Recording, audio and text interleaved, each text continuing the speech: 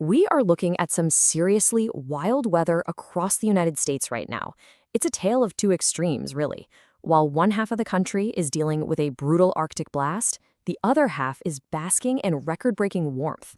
In this explainer, we're going to break down exactly what's driving this crazy weather divide and figure out what it all means. And you can really see that stark contrast right here on the map. It's like two different countries. Over in the east, temperatures are plummeting. We're talking 20, even 30 degrees below what's normal for this time of year. Plus, they're getting hit with dangerous snow squalls and just bone-chilling wind chills. But then you look out west, and it's the complete opposite. Temperatures are 20 to 30 degrees above normal. That's leading to a snow drought, which is a huge deal. It messes with water supplies and cranks up the wildfire risk. So the big question is, what in the world is causing this massive split?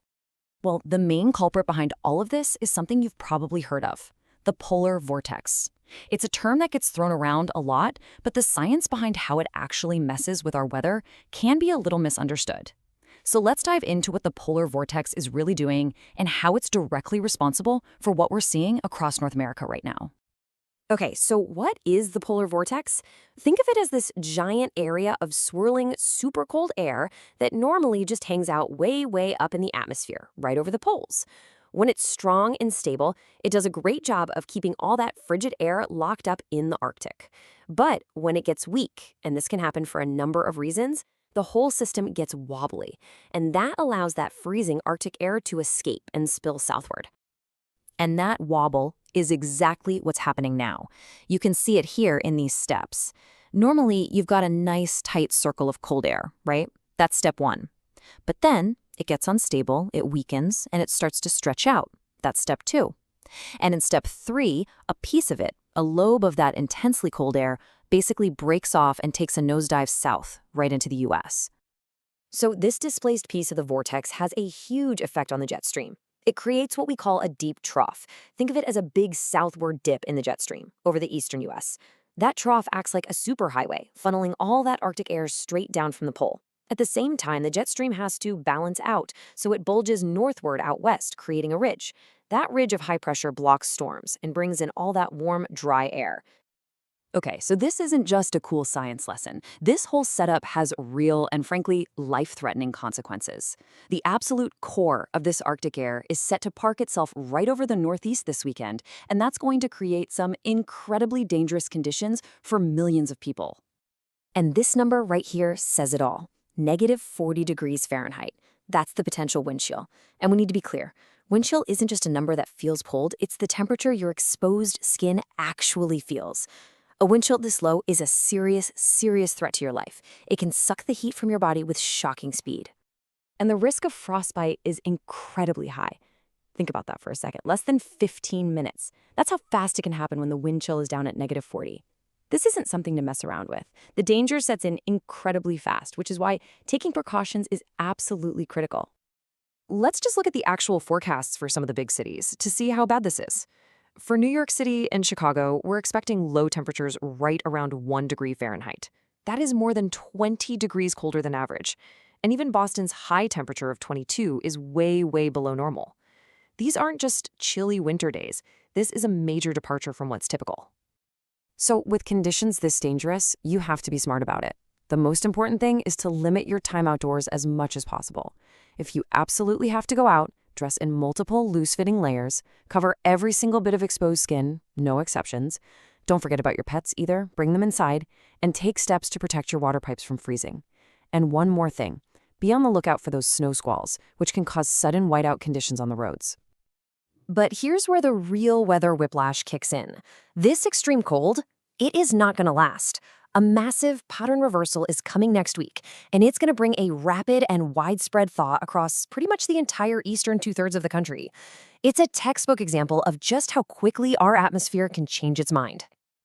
And you can see how fast this happens on this timeline. This weekend, February 7th and 8th, we're in the deep freeze. That's the peak of the cold. But by Monday the 9th, you can see the pattern already starting to shift. And by the middle of the week, Tuesday through Thursday, the thaw really takes hold and a surge of much milder air is going to come flooding in. So just to recap where we are right now, we have this big dip, this trough, in the jet stream over the east. And that is what's pulling down all of that Arctic air. This is the classic signature of that polar vortex disruption we were talking about. And now look at this. This is next week. It's a complete flip-flop. That trough moves west, and a big, strong ridge of high pressure builds up over the east. This ridge is going to pull up warm, southwesterly winds, bringing a much warmer air mass into the exact same areas that are frozen right now.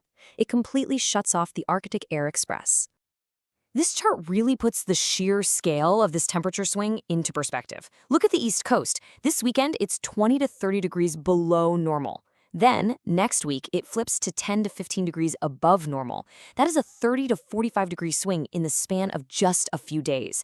That is just a remarkable, almost unbelievable atmospheric event. And we're not just talking about getting back to average temperatures. No, this warm-up is likely going to break records. We could see temperatures in the mid-60s up in the plains, which is more like late March weather. And get this, southern Texas could see temperatures in the upper 80s, maybe even touching the low 90s. That is just unheard of for February.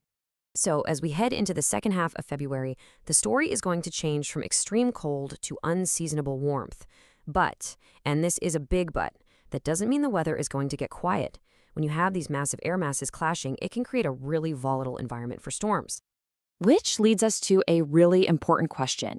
You might be thinking, great, a big warm-up means winter's over, right? No more storms? Well, not so fast. The answer to that is a definite no. Actually, a warmer, more humid air mass provides a lot more fuel and energy for storms. That battleground between the advancing warm air and the retreating cold air is a perfect breeding ground for powerful systems. In fact, the models are already pointing to a pretty dynamic storm system right around Valentine's Day. It could be a real mixed bag. Snow and ice on the northern side, but heavy rain and even some severe thunderstorms in the south. And there are signs we could see another active period toward the very end of the month, too. So the big takeaway here is that just because the extreme cold is ending, it doesn't mean we're heading for quiet weather.